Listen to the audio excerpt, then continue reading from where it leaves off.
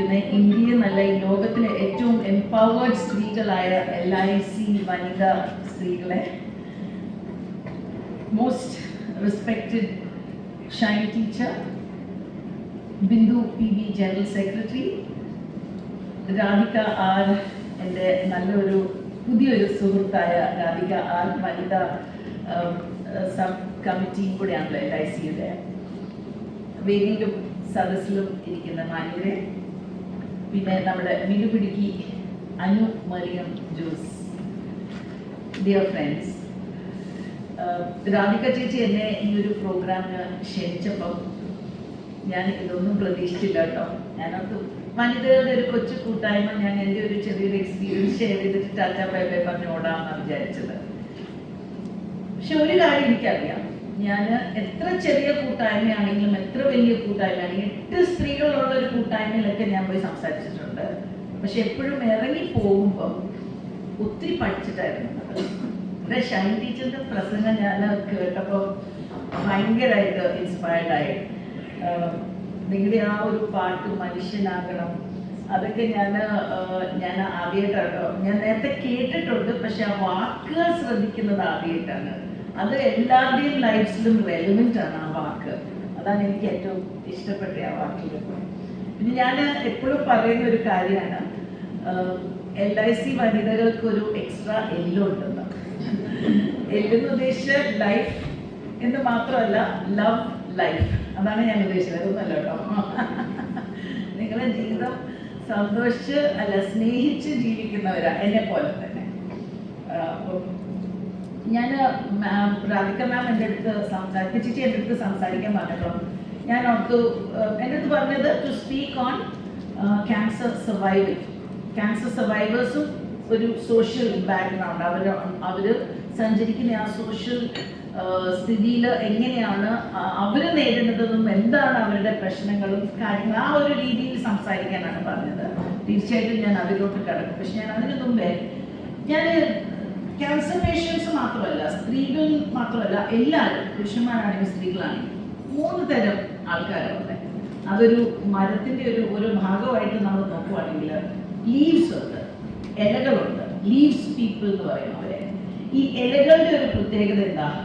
നല്ല ഭംഗിയൊക്കെ കാണാനായിട്ടൊക്കെ, പക്ഷെ ഒരു കാറ്റ് വരുമ്പോഴത്തേക്ക് ഞാൻ പറ്റും, കൂന്ന് മഞ്ഞ താഴ്ത്തു പോകും. തൊട്ടാവാടിയാണെങ്കിൽ ഒന്നും പറയണ്ട, തൊടുമ്പോഴേ അതങ്ങ് അലഞ്ഞേ പോകും. ഇഷ്ടമുള്ള കാര്യങ്ങളുണ്ടോ? തൊട്ടാവാടി ഇങ്ങനെ തൊടാൻ ഇഷ്ടമുള്ളവരുണ്ടോ? ഉണ്ടോ? എല്ലാവർക്കും ഇഷ്ടമില്ല കേട്ടോ. അങ്ങനെ ഇഷ്ടപ്പെട്ട് ഇപ്പോഴും ഒരു തൊട്ടാവാടിനെ കണ്ടിട്ട് തൊടുന്ന ആൾക്കാർ ആരാന്നറിയാവോ?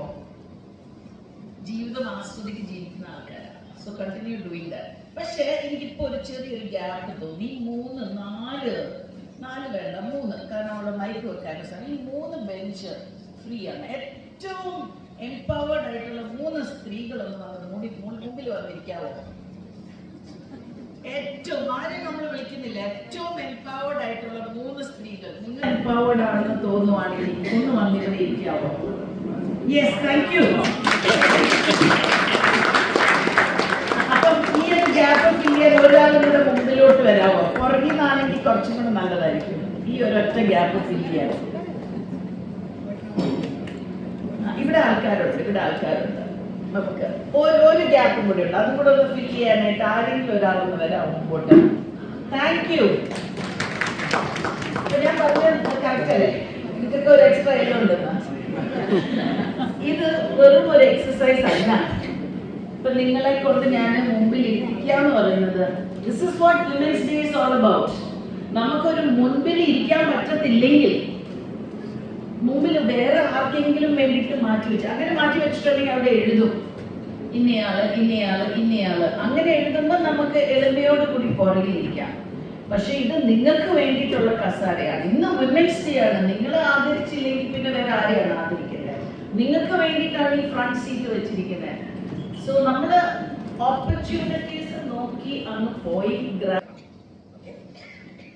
മുമ്പ് ഞാൻ പറഞ്ഞു, ലീവ് പീപ്പിൾ. ഒരു ചെറിയൊരു കാറ്റ് വരുമ്പോഴാണ് പാടിപ്പോകും. അതുപോലെ തന്നെയാണ് ചില വ്യക്തികൾ. ചെറിയൊരു പ്രശ്നം വരുമ്പോഴേ അങ്ങ് വീടങ്ങ് തളർന്നു പോകും. ക്യാൻസറിന്റെ അല്ല, ഒരു മുഴ കാണുമ്പോഴേ എന്റെ ഈശോയെ എനിക്ക് ക്യാൻസർ, ഞാൻ മരിക്കാൻ പോവാന്ന് പറഞ്ഞ് തുടങ്ങുന്ന ഒത്തിരി പേര് ഞാൻ കണ്ടിട്ടുണ്ട്. പിന്നെ രണ്ടാമത്തെ തരം ആൾക്കാർ ബ്രാഞ്ച് പീപ്പിൾ. ഈ ബ്രാഞ്ച് എന്ന് പറഞ്ഞ ഒരു മരത്തിന്റെ ഒരു നല്ലൊരു ശക്തിയുള്ള ഒരു ഭാഗമാണ്. ഈ ബ്രാഞ്ചിലാണ് ഇലകളുള്ളതൊക്കെ.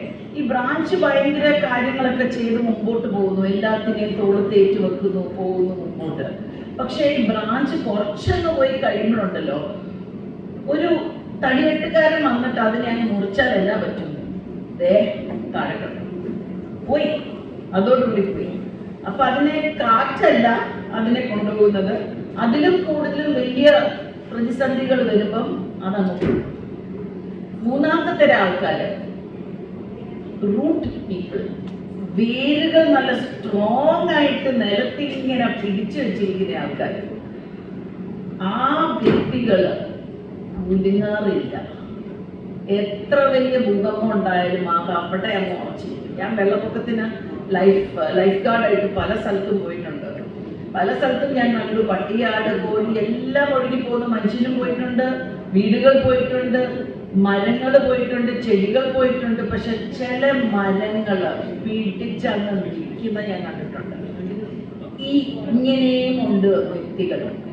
അവർക്ക് പ്രശ്നമുണ്ടെന്ന് അറിഞ്ഞാൽ പോലും അവര് അതിനെ നേരിട്ടങ്ങ് മുമ്പോട്ട് പോകുന്നവരാണ്. അതാണ് റൂട്ട് പീപ്പിൾ. നിങ്ങൾ ഏത് കാറ്റഗറിയിൽ പെടും?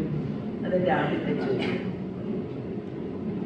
ഞാൻ ചോദ്യം എഴുതി കേട്ടോ, ഉത്തരം വേണമെന്നില്ല, നിങ്ങളുടെ മനസ്സിൽ ഇങ്ങനെ തന്നെ തോന്നിയാൽ മതി.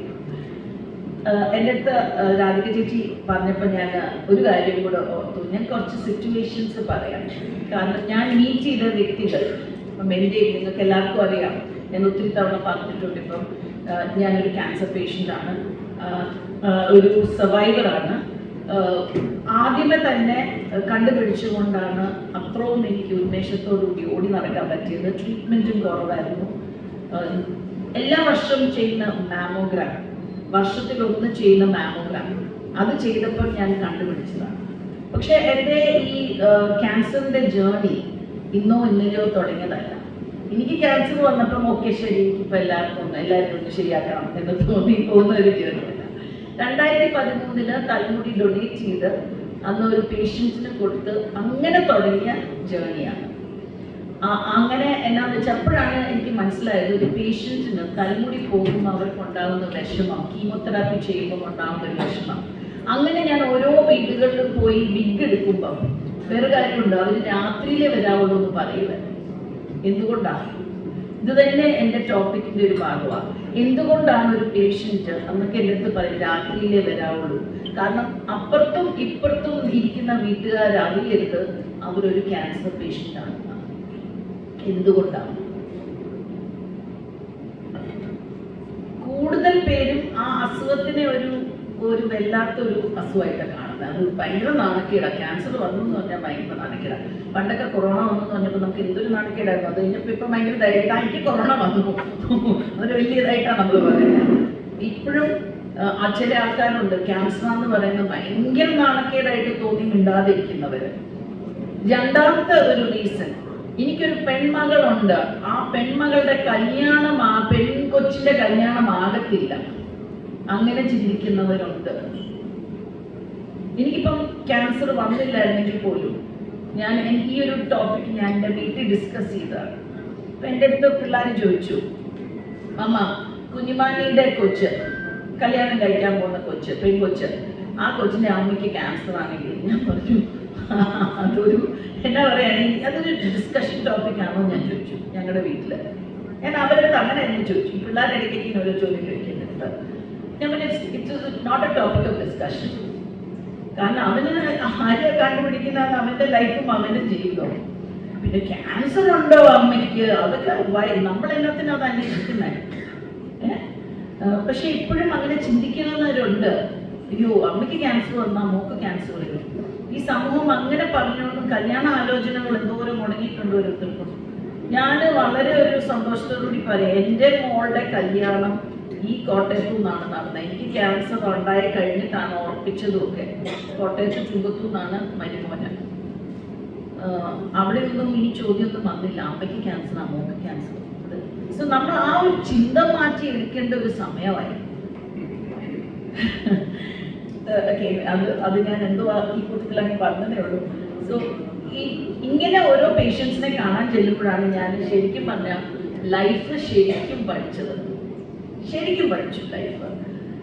ഞാൻ വളരെ ഇന്നസെന്റ് ആയിട്ട് നമ്മൾ പറഞ്ഞു വെള്ളത്തിനെ പോലെ ഒഴുകിക്കൊണ്ടിരിക്കുന്ന ഒരാളാണ്. ആ കവിത ഞാൻ എഴുതിയപ്പോഴും എന്നെ തന്നെ ഉദ്ദേശിച്ചാണ് ശരിക്കും എഴുതിയത്, നദിനെ കുറിച്ചാണെങ്കിൽ പോലും. പക്ഷെ ഈ വെള്ളം ഓരോ സ്ഥലത്ത് ചെല്ലുമ്പോൾ പരിചയപ്പെടുന്ന ഓരോ ആൾക്കാരിൽ നിന്നുള്ള അനുഭവം കൊണ്ട് വെള്ളത്തിന്റെ ആ എന്നാ പറയാ എൻ്റെ മനസ്സിന്റെ ആ ഒരു എന്നാ പറയാ ക്ലോസ്നെസ് ഓപ്പണായി, കുറച്ചും കൂടെ ഓപ്പണായി എന്ന് പറഞ്ഞ് പോകുന്ന വഴി കൂടെ കാണുന്നതെല്ലാം ഞാൻ സ്വീകരിച്ചുകൊണ്ടും പോകുന്നില്ല. ഞാൻ പോകുന്ന വഴിക്കൊക്കെ ഞാൻ ഈ ഡൈവിങ്, കടലിലടി ഡൈവിങ് ആളാണ്. കടലിലടി ഡൈവിങ് ഇപ്പൊ നമ്മൾ പല വ്യക്തികളെ കാണും, പലതരം ആൾക്കാരെ കാണും. അവർ ചെയ്യുന്നതെല്ലാം ഞാൻ കോപ്പി അടിച്ച് ചെയ്യണമെന്നില്ല. പക്ഷെ അവർ ഒത്തിരി നല്ല കാര്യങ്ങൾ നമുക്ക് അതിൽ നിന്ന് എടുക്കാൻ പറ്റും. ഒത്തിരി ഓപ്പൺനെസ് വരും. ജഡ്ജ്മെന്റിലാകാതെ മറ്റുള്ളവരെ കാര്യങ്ങൾ മനസ്സിലാക്കാൻ പറ്റും. ആക്ച്വലി സ്പീക്കിംഗ് നമ്മളൊരു പുസ്തകത്തിൽ നിന്നും കൂടുതലും നമ്മൾ യാത്ര ചെയ്യുമ്പോൾ നേരിട്ട് അങ്ങനത്തെ വ്യക്തികളെ കാണുമ്പോഴാണ് നമ്മൾ കൂടുതൽ നമ്മുടെ മൈൻഡ് ഓപ്പൺ ആകുന്നത്, നമ്മൾ കൂടുതൽ പഠിക്കുന്നത്. എനിക്ക് 3 മാസ്റ്റേഴ്സ് ഡിഗ്രി ഉണ്ട്, പക്ഷെ അതിലൊന്നും അല്ല എൻ്റെ പഠനം. എൻ്റെ പഠനം വന്നിരിക്കുന്ന സാധാരണക്കാരുടെ ഇടയിൽ ഓരോ പേഷ്യൻസിനെ ഞാൻ പരിചയപ്പെട്ട് അവരുടെ ജീവിതം അറിഞ്ഞ് നെഞ്ചോട് ചേർത്ത് അവരെ നെഞ്ചോട് ചേർത്ത് മുമ്പോട്ട് കൊണ്ടുപോയപ്പോൾ അവിടെയാണ് യഥാർത്ഥത്തിൽ എൻ്റെ പഠനം നടന്നത്. അത് തന്നെയാണ് ഞാൻ പറയാൻ ആഗ്രഹിക്കുന്നത്. ഒരു സിറ്റുവേഷൻ, ഒരു ഹസ്ബൻഡ്, ഒരു കുട്ടി ക്യാൻസർ ആണെന്ന് അറിഞ്ഞ അപ്പൊ തന്നെ ഹസ്ബൻഡ് ഇട്ടു. ഇത് ശരിക്കും ഇങ്ങനെ ഒത്തിരി കേസുകളുണ്ട്, ഭർത്താവ് ഇട്ടിട്ട് പോകുന്നത്. അത് ഈ ഒരു കേസ് എന്താണെന്ന് വെച്ചാൽ ഫിനാൻഷ്യലി പറ്റത്തില്ല എന്ന് പറഞ്ഞു. വലിയ ലവ് മാരേജ് ആയിരുന്നു, പക്ഷെ ഹസ്ബൻഡ് ഇട്ടിട്ട് എന്ത് ചെയ്യുമോ എന്ന് ഞാൻ നിങ്ങളോടൊരു ചോദ്യം ചോദിക്കും. നിങ്ങളൊരു ഉത്തരം പറഞ്ഞു. എന്തായാലും ഒരു ഇന്ററാക്റ്റീവ് സെഷൻ പറഞ്ഞു. അപ്പൊ എന്റെ സ്പീച്ചോട് കൂടി ഇന്ററാക്റ്റീവ് ആക്കാം. എന്താണ് ആ കുട്ടി ചെയ്യേണ്ടത്? ഹസ്ബൻഡ് ഇട്ടിട്ട് പോയി എന്താ ചെയ്യേണ്ടത്? ആരെങ്കിലും ഒരാളൊരു ഉത്തരം പറഞ്ഞു. ഞാൻ അവിടെ ചെന്നു, അവർക്ക് എനിക്ക് ഉപദേശം കൊടുത്തു. ഓക്കെ, പറഞ്ഞു കുറച്ചും കൂടി ഈസിയാണ്. എന്താണ് അവർക്ക് പറയേണ്ടത്?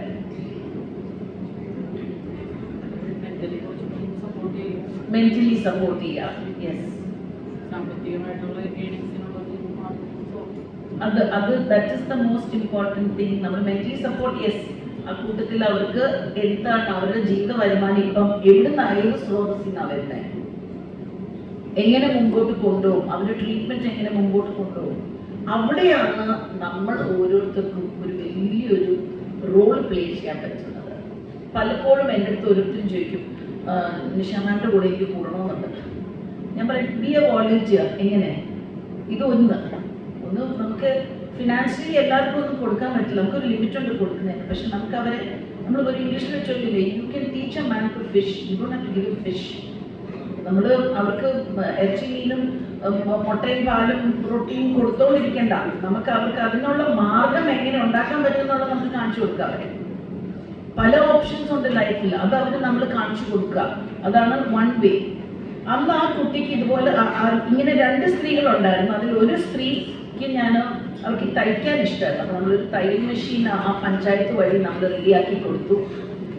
പക്ഷെ ഇവിടെയൊക്കെ ഇതൊക്കെ പറയുമ്പോഴും ഈ ട്രീറ്റ്മെന്റിന്റെ ടൈമിൽ അവർക്ക് ആരെങ്കിലും ഒരാൾ വേണം.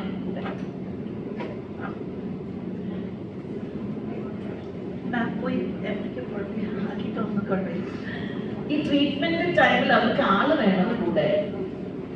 നമ്മൾ എത്ര പേര് വോളണ്ടിയർ ചെയ്യും ഒരാളുടെ കൂടെ മെഡിക്കൽ കോളേജിൽ രാവിലെ തൊട്ട് വൈകുന്നേരം അല്ലെങ്കിൽ രാവിലെ തൊട്ട് ഉച്ച വരെ ഈ കീമോ ചെയ്യുന്ന ടൈമിൽ കൂടെ ഇരിക്കാൻ. ഒത്തിരി ന്യൂക്ലിയർ ഫാമിലീസായി മാറിയിരിക്കുക. ഇതുപോലെ തന്നെ ഒത്തിരി ലവ് മാരേജസ് നടക്കുന്നുണ്ട്. വേറെ ഹസ്ബൻഡ്സ് വേറെ ഫാമിലിയിൽ ഇട്ടിട്ട് പോയി. ചില അപ്പനമ്മമാരൊന്നും ആക്സെപ്റ്റ് ചെയ്തിട്ടില്ല ഇപ്പോഴും. അങ്ങനെയുള്ള ഒരു കുട്ടിക്ക് ഞാൻ റിയൽ ലൈഫിൽ ഞാൻ പരിചയപ്പെട്ട ആൾക്കാരുടെ കാര്യം പറയുന്നല്ല, ഞാൻ ഉണ്ടാക്കി പറയല്ല. ക്യാൻസർ വന്ന അവർക്ക് ട്രീറ്റ്മെന്റിന് പോകാനായിട്ട് കൂടെ നിൽക്കാൻ ആരാ ഉള്ളേ?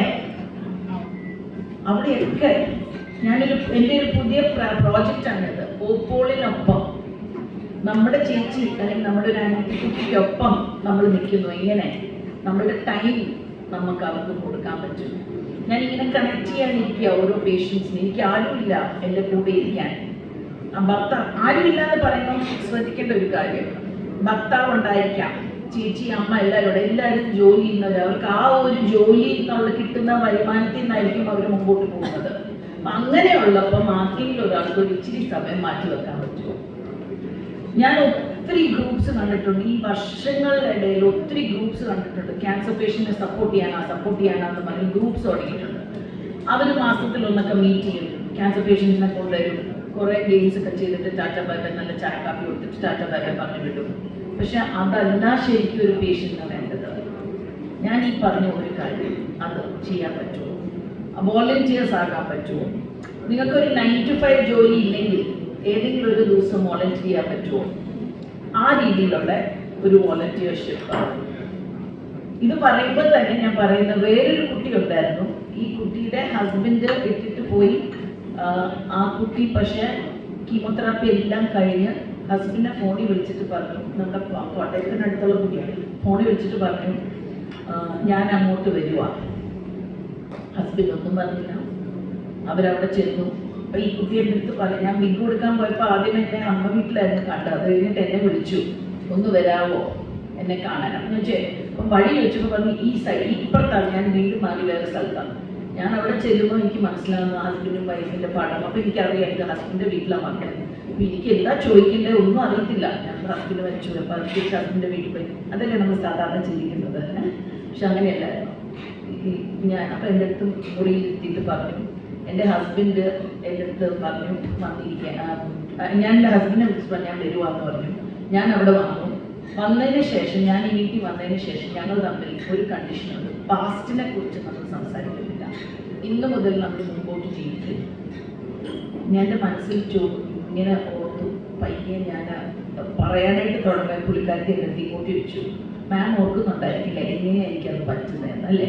അപ്പം മാം തന്നെ ഒരു കാര്യം പറഞ്ഞില്ലേ, ഞാനിങ്ങനെ ഈ കീമോതെറാപ്പി ചെയ്യുന്ന ടൈമിൽ ഞാൻ പേഷ്യൻസിൻ്റെ അടുത്ത് പറയും, ഉള്ളിലോട്ട് നമ്മൾ പോസിറ്റിവിറ്റി എടുത്തിട്ട് നമ്മുടെ ഉള്ളിലുള്ള സെൽസിനെ ഡാമേജ് ചെയ്തിട്ട് അതിനെ പ്രിപ്പയർ ചെയ്തിട്ട് പുറത്തോട്ട് പോകുന്നതെല്ലാം നെഗറ്റീവായിട്ടുള്ള കാര്യങ്ങൾ ആണ് പോകുന്നതെന്ന് നിങ്ങൾ ചിന്തിക്കണം. അപ്പോൾ ഒത്തിരി സമയവും പോകും. അപ്പം നമുക്ക് ഒത്തിരി ആക്ച്വലി ശരിക്കും പറഞ്ഞാൽ അത് ഭയങ്കര പോസിറ്റീവ് എനർജി ഫീൽ ചെയ്യുന്ന ഒരു സാധനം. ഈ ഒരു എക്സസൈസ് ഞാൻ എപ്പോഴും എൻ്റെ പേഷ്യൻസിൻ്റെ അടുത്ത് പറയും. അപ്പോൾ ഇവർ പറഞ്ഞു ആ കൂട്ടത്തിൽ ഞാൻ എൻ്റെ ഹസ്ബൻഡിനെ അങ്ങ് ഉപയോഗിക്കും. അത് മാത്രമല്ല അവർ പറഞ്ഞ വേറെ ഒരു കാര്യം കൂടെ പറഞ്ഞു. ഞാൻ പിന്നെ ചിന്തിച്ചു, എൻ്റെ ഹസ്ബൻഡിന് എന്നെ നോക്കാനായിട്ട് ഉള്ള ഒരു സാമ്പത്തികമില്ല. എൻ്റെ ആങ്ങളാണെങ്കിൽ അത്യാവശ്യത്തിന് കാശൊക്കെ അവരെൻ്റെ ട്രീറ്റ്മെൻറ്റ് മൊത്തം നോക്കിക്കോളും. അങ്ങനെ ഓർത്തിട്ടായിരിക്കാം എൻ്റെ ഹസ്ബൻഡ് എന്നെ ഇങ്ങോട്ട് വിട്ടത്. ഒന്ന് ആലോചിച്ചോക്കെ ചിന്തയിൽ എങ്ങനെയാ മാറ്റം വന്ന അവരുടെ. അവർ ശരിയോ തെറ്റോ അതല്ല, ഇന്ന് അവർ സന്തോഷത്തോടു കൂടി ഒരു കുഴപ്പമില്ലാതെ ജീവിതം മുമ്പോട്ട്. വേറൊരു സിറ്റുവേഷൻ, ഇതൊക്കെ റിയൽ ലൈഫിൽ ഞാൻ മീറ്റ് ചെയ്തിരിക്കുന്ന ആൾക്കാരുണ്ട്. വേറൊരു സിറ്റുവേഷൻ, ബ്രസ്റ്റ് റിമൂവ് ചെയ്ത് 2 ബ്രസ്റ്റ് റിമൂവ് ചെയ്ത്. നമ്മളിപ്പം ക്യാൻസർ വരുമ്പം, ബ്രസ്റ്റ് ക്യാൻസർ വരുമ്പോൾ മുഴകൾ കാണുമ്പോഴത്തേക്കിനും ചിലപ്പം ലംപ്, എനിക്കെന്ന് പറഞ്ഞാൽ ചെറിയൊരു 3.3 മില്ലിമീറ്റർ ലംപേ ഉള്ളൂ, അത് മാത്രമേ റിമൂവ് ചെയ്തിട്ടുള്ളൂ. പക്ഷെ ചിലർക്ക് അതൊന്ന് മൾട്ടിപ്ലൈ ചെയ്ത് വലിയ കുറേ ലംസ് ആവും. അങ്ങനെ അല്ലെങ്കിൽ ക്യാൻസറിന് ചെറിയ മുഴ ഇച്ചിരി ഒരു മീഡിയം മുഴയായിരിക്കും, പക്ഷെ അവർ പറയും ബ്രസ്റ്റ് റിമൂവ് ചെയ്യേണ്ടി വരും എന്ന് പറയും. കാരണം അവർക്ക് വേറെ അവരുടെ എപ്പോഴും പേരിട്ടില്ല ഹിസ്റ്റോളജി റിപ്പോർട്ടിൽ, അതായത് ബ്ലഡിൻ്റെ റിപ്പോർട്ടിൽ വേറെ ഓരോ ഇതായിരിക്കും. ഇപ്പോൾ ബ്രസ്റ്റ് റിമൂവ് ചെയ്യാൻ പറയും. ബ്രസ്റ്റ് റിമൂവ് ചെയ്ത് ഇത് ഞാൻ നിങ്ങൾ സ്ത്രീകൾ ശ്രദ്ധിച്ച് കേൾക്കേണ്ട കാര്യമാണ്. ഈ ബ്രസ്റ്റ് റിമൂവ് ചെയ്ത് കഴിഞ്ഞ് ഒരു സ്ത്രീ അനുഭവിക്കുന്നത്, എല്ലാവരും ഒന്നും അത്ര കോൺഫിഡൻ്റ് ആയിട്ട് ഇങ്ങനെ നടക്കൂല. ഇനി നടക്കുവാണെങ്കിൽ പോലും അവർ അത്രയും അവരുടെ ഉള്ളിൽ അത്രയും സ്ട്രോങ് ആണെങ്കിലേ ഉള്ളൂ അവർക്ക് ഇങ്ങനെ നടക്കാൻ പറ്റത്തുള്ളൂ. നമ്മുടെ സമൂഹം എന്താ പറയുന്നത്, ഒരു പെണ്ണിൻ്റെ അഴകെന്ന് പറഞ്ഞാൽ അവരുടെ തലമുടി, അവരുടെ ബ്രസ്റ്റ്, അവരുടെ ഇത്, അവരുടെ അതൊന്നും പറഞ്ഞുകൊണ്ടല്ലേ ഈ സമൂഹം ഇങ്ങനെ പറഞ്ഞുകൊണ്ട് നടക്കുന്നത്. അതിലൊരു മാറ്റം വരുത്തണമെന്നേ, അതിലൊരു മാറ്റം തിരിച്ച്. അങ്ങനെയാണെങ്കിൽ പുരുഷന്മാർ ഭയങ്കര അഗ്നിയല്ലേ അല്ലേ? പുരുഷന്മാർക്ക് ഇതൊന്നും ഇല്ലല്ലോ, അപ്പോൾ അവർ ഭയങ്കര അഗ്നിയാണെന്നേ നമ്മൾ പറയത്തുള്ളൂ അല്ലേ? അപ്പൊ അതിലൊന്നും കാര്യമില്ല. ഒരു സ്ത്രീനെ സ്ത്രീ ആക്കുന്ന അവരുടെ ബ്രസ്റ്റാണ്. ഒരു അമ്മേനെ അമ്മയാക്കുന്ന അവരുടെ ബ്രസ്റ്റ്. നിങ്ങൾക്ക് അറിയാവോ എത്രയോ ലേഡീസ് ഉണ്ട് അവരുടെ ഈ ബ്രസ്റ്റ് റിമൂവ് ചെയ്തിട്ട് അവർക്ക് പാല് കൊടുക്കാൻ പറ്റാത്ത സ്ത്രീകൾ എത്ര പേരുണ്ടെന്ന് അറിയാവോ? അവർക്കുണ്ടാകുന്ന വിഷമം, പ്രസവിച്ച് കഴിഞ്ഞ് കുഞ്ഞിന് പാല് കൊടുക്കാൻ പറ്റുന്നില്ല, അങ്ങനെയുള്ള എത്രയോ സ്ത്രീകളുണ്ട്. സോറി, ഞാൻ പറഞ്ഞു വരുന്ന എത്രയേ ഉള്ളൂ. നമ്മൾ feel for people like that. ഇപ്പം ഇങ്ങനത്തെ ഒരു സ്ത്രീ ഒന്ന് ആലോചിച്ച് നോക്കുക. ഈ ഒരു ബാക്ക്ഗ്രൗണ്ട് ഉള്ള ഒരു സ്ത്രീ അവരുടെ ബ്രസ്റ്റ് റിമൂവ് ചെയ്തു. ഞാൻ അവരുടെ വിഗ് എടുക്കാൻ അവരുടെ വീട്ടിൽ പോകുമ്പോൾ കാണുന്ന കാഴ്ച എന്താണെന്നറിയാം. കുറച്ച് നേരം അവരുടെ വർത്താനം പറഞ്ഞു, പെട്ടെന്ന് കഥകിട്ടൊരു കുട്ടി, അവരുടെ അമ്മായിനെ എനിക്കുണ്ട് കൂടെ. കഥക് തുറന്നു, വേറൊരു സ്ത്രീ കയറി വന്നു. ആ സ്ത്രീയും ഭർത്താവും കൂടെ ഒരു മുറിയിലോട്ട് പോയി.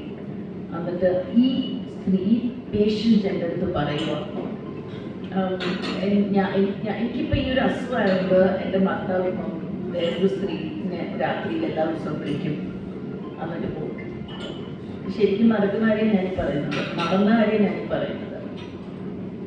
അവരുടെ അടുത്ത് ഞാൻ എന്നാ പറയും? അവരത് ആക്സെപ്റ്റ് ചെയ്തു. ഞാൻ ഒരു ചോദ്യം ചോദിച്ചു, ഡു യു ലൈക്ക് ഇറ്റ്? നിങ്ങൾക്ക് ഇഷ്ടപ്പെടുന്നുണ്ടോ? എനിക്ക് ഒട്ടും ഇഷ്ടപ്പെടുന്നില്ല. അമ്മായിമ്മ അവിടെ ഇരിപ്പുണ്ട്. ഞാൻ അമ്മായിമ്മയോട് ചോദിച്ചു, നിങ്ങളുടെ മകനല്ലേ, നമുക്ക് പറയാൻ പാടില്ലേ? ഒന്ന് അമ്മായിമ്മ പറയാം. ഞാൻ പറയാല, അവന് വലിയ ആഗ്രഹമുണ്ട്. അമ്മായിമ്മ പറയുന്നു.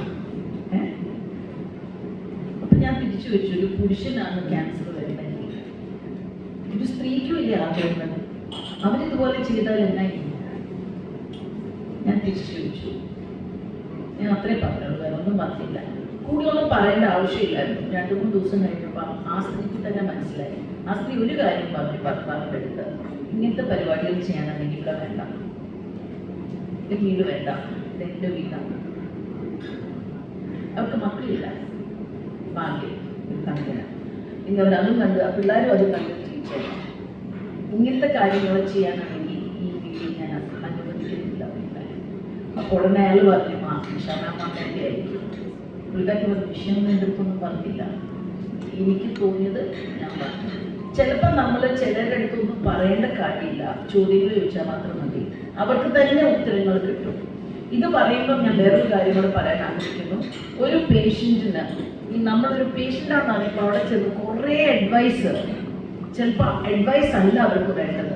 കൂടുതൽ അഡ്വൈസ് പറഞ്ഞു കഴിഞ്ഞാൽ, എനിക്കറിയാം ഒരു പേഷ്യൻറ്റ് അവർ ഈ സാധനം കഴിക്കുമായിരുന്നു, എനിക്കറിയാം ഒരു പേഷ്യൻ്റ് അവർക്ക് ഇതേ ഉണ്ടായിരുന്നു. അത്രേ ഉള്ളോ? ഒരു പേഷ്യൻ്റ് ഒരിക്കലും കേൾക്കണ്ട നമുക്ക് ഇത്രേ ഉള്ളൂ എന്നുള്ളത്. അവർക്ക് ഓക്കെ, നമുക്ക് എന്താ ഉള്ളത്? യുണീക്ക് എന്നുള്ള ഒരു പേരാണ് ഇപ്പോഴത്തെ യുണൈറ്റഡ് ബൈ യുണീക്ക്. യുണീക്ക് എന്ന് പറഞ്ഞാൽ ഓരോ പേഷ്യൻ്റ് യുണീക്കാണ്, ഡിഫറെൻ്റ് ആണ്. അവർക്ക് അനുഭവിക്കുന്നതും അവർക്ക്, എനിക്കും സെയിം സ്റ്റേജ് 2 ബ്രസ്റ്റ് ക്യാൻസർ, വേറൊരു സ്റ്റേജ് 2 ബ്രസ്റ്റ് ക്യാൻസർ. പക്ഷെ നമ്മൾ രണ്ടുപേരും അനുഭവിക്കുന്നത് ഡിഫറെൻ്റ് ആണ്. നമ്മുടെ സാഹചര്യങ്ങൾ, നമ്മുടെ വീട്ടിലത്തെ ഒരു സാഹചര്യം, നമ്മൾ വളർന്നിരിക്കുന്ന സാഹചര്യം, നമ്മുടെ എഡ്യൂക്കേഷൻ, പല കാര്യങ്ങളും നമ്മളെ ഇൻഫ്ലുവൻസ് ചെയ്യും. B empathetic. സ്ത്രീകൾ വേണം മറ്റുള്ള സ്ത്രീകളെ കൈപിടിച്ച് ഉയർത്തി എണ്ണിപ്പിക്കാൻ, അല്ലാതെ അവരെ താക്കുകയല്ല ചെയ്യുന്നത്. ഞാൻ ഈ പറഞ്ഞ ഈ വാസെക്ടമി ചെയ്ത് എനിക്ക് വേറൊരു കേസ് ഉണ്ട്. സൂസൈഡ് ചെയ്യാനായിട്ട് ഒരുങ്ങുന്ന ഒരു സ്ത്രീ. ഞാൻ അവരൊന്ന് പരിചയപ്പെട്ടതേ ഉള്ളൂ. വിഗിന് വേണ്ടിയിട്ട് എല്ലാം റെഡിയാക്കിയെല്ലാം കൊടുത്തു കഴിഞ്ഞു. എല്ലാം കഴിഞ്ഞു. ഒരു സാറ് മരുമോൻ രാത്രി പാതിരക്ക് എന്നെ വിളിച്ചിട്ട് വരാം, സൂസൈഡ് ചെയ്യാൻ പോകാനായിട്ട് ഇങ്ങനെ നിൽക്കുവാണ്. പിന്നെ അങ്ങനെ പറയും, ഞാൻ സൂസൈഡ് എന്ന് പറയുന്ന ആൾക്കാർ സാധാരണ ചെയ്യാറില്ല, പക്ഷെ കൂടെ ഉള്ളവർക്ക് എന്തൊരു പേടിയായിരിക്കും. പിന്നെ ഞാൻ അവർക്ക് സംസാരിച്ച് അവിടെ വരെ ചെന്ന് അവരെ കൊണ്ട് തന്നെ കയറെല്ലാം വളരെ ഭംഗിയായിട്ട് പ്ലാൻ ചെയ്താണ് നോക്കണം. കയറും സ്റ്റൂളും എല്ലാം റെഡിയാക്കി വെച്ചിരിക്കുക. പക്ഷെ നമുക്ക് കാണുമ്പോൾ അറിയാം, അതിൽ നിന്ന് ചാടി അതൊന്നും മരിക്കാൻ പോകുന്നൊന്നുമില്ല. പക്ഷെ ഡാമേജസ് ഉണ്ടാവും ചെയ്യുന്നില്ല. പക്ഷെ അതിലല്ലായിരുന്നു കാര്യം. എത്രമാത്രം അനുഭവങ്ങൾ ഒരു സ്ത്രീ അവരുടെ ആ ഒരു ബ്രസ്റ്റിൽ ഒരു ചെറിയൊരു പാട് വരും, നമ്മുടെ മുഖത്ത് തന്നെ ഒരു പാട് വരുമ്പോൾ നമുക്ക് ഇതൊരു ബുദ്ധിമുട്ടുണ്ട്. അപ്പോൾ ഒന്ന് ആലോചിച്ച് നോക്കിക്കേ, എത്രമാത്രം അനുഭവിക്കുന്ന ഒരു സ്ത്രീ അവർക്ക് ബ്രസ്റ്റ് നോക്കുമ്പോഴോ അല്ലെങ്കിൽ ഒരു സ്റ്റിച്ച് വരുന്നത്. അവിടെയൊക്കെ ശരിക്കും പറഞ്ഞാൽ ഞാൻ ഈ സംസാരിക്കുന്നത് നിങ്ങളോടാണെങ്കിലും എനിക്കറിയാം ചില പേഷ്യൻസും ഇനി പേഷ്യൻ്റ് ആകാൻ പോകുന്ന ആൾക്കാർ, കാരണം അതുപോലെയാണ് ബ്രസ്റ്റ് ക്യാൻസർ വർദ്ധിച്ചിരിക്കുന്നത് എന്നുള്ളൊരു മെസ്സേജാണിത്. Your breast should not define you. നിങ്ങളുടെ ബ്രസ്റ്റ് അല്ല നിങ്ങളെ ഡിഫൈൻ ചെയ്യുന്നത്. നിങ്ങളുടെ പ്രവർത്തികളാണ് നിങ്ങളെ ഡിഫൈൻ ചെയ്യുന്നത്. The person that you are, the person that you going to be, അതാണ് നമ്മളെ ഡിഫൈൻ ചെയ്യുന്നത്. അല്ലാതെ നമ്മളുടെ ഒരു ബോഡിയിലെ ഷേപ്പ്. എന്നെ കല്യാണത്തിന് മുമ്പേ കല്യാണം കഴിഞ്ഞൊക്കെ കാണാൻ ഞാൻ നല്ല മെലിഞ്ഞൊക്കെ ആയിരുന്നു. ഇപ്പൊ നല്ല വണ്ണം വെച്ചിട്ടുണ്ട്. I am not ബോതർഡ്.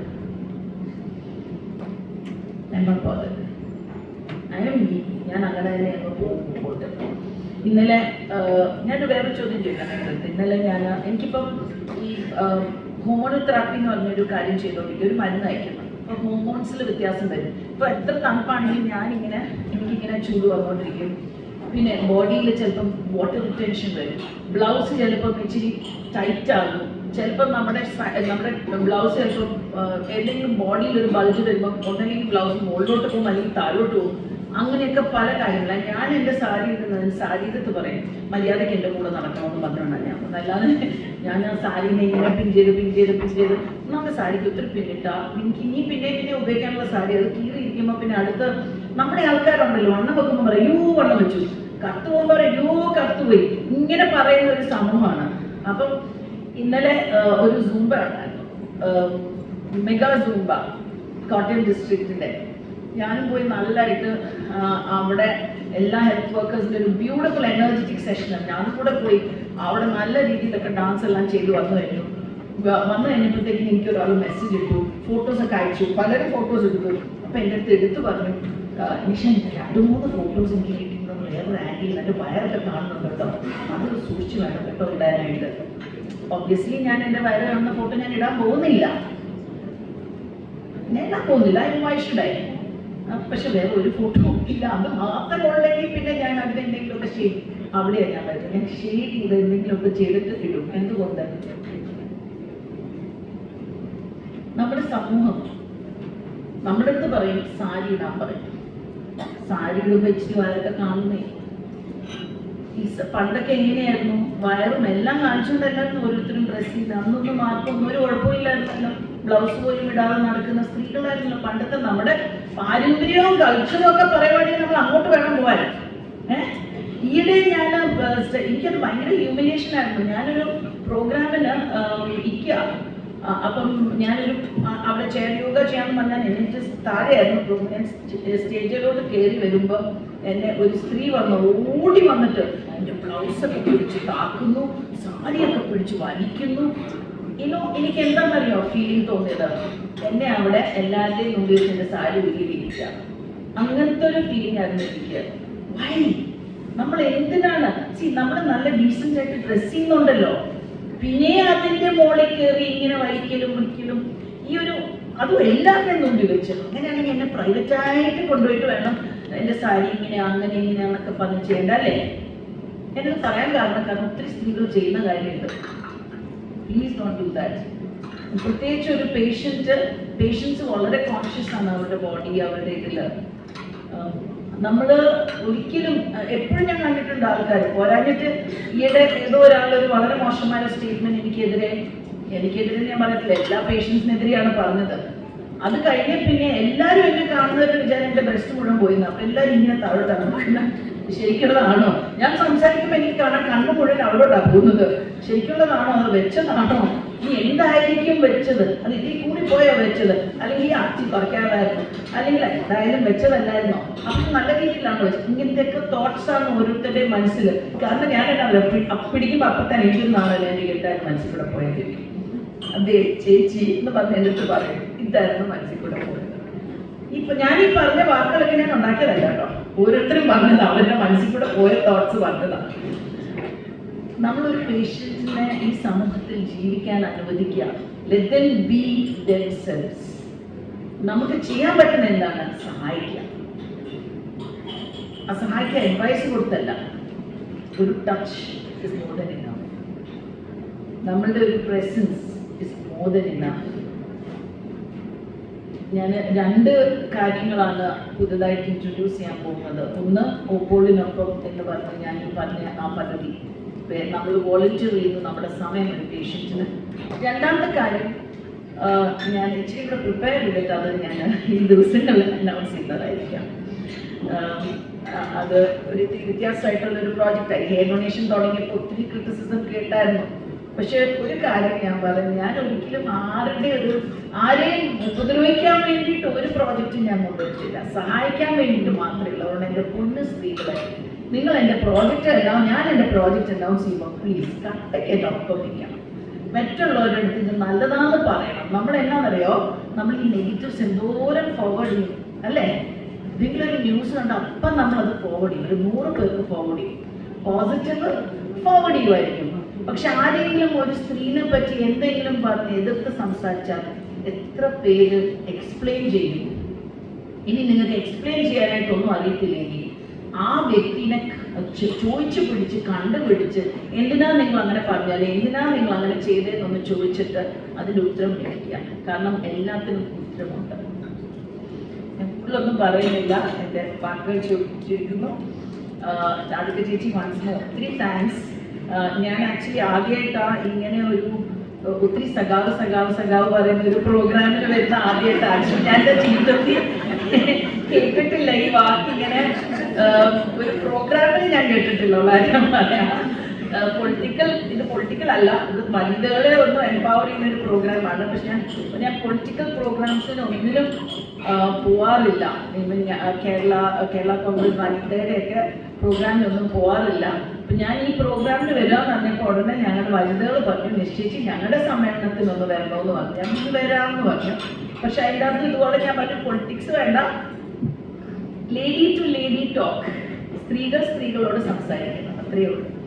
അപ്പം പൊളിറ്റിക്സിൽ വിരോധം ഉണ്ടായിട്ടൊന്നും അല്ല കേട്ടോ. പൊളിറ്റിക്സ് ഉണ്ടെങ്കിൽ അവരുടെ ജീവിതം മുമ്പോട്ട് പോകത്തുള്ളൂ. പക്ഷെ ഞാനായിട്ടൊരു ഒരു ഫീൽഡിലോട്ടുള്ള ആളല്ലാത്തോണ്ട് പറഞ്ഞിട്ടുണ്ട്. എന്തായാലും ഒത്തിരി താങ്ക്സ്. എന്തെങ്കിലും ചോദ്യം ചോദിക്കാൻ സമയമുണ്ടെങ്കിൽ ചോദ്യം ചോദിച്ചിട്ട് നമുക്ക് നൽകാം.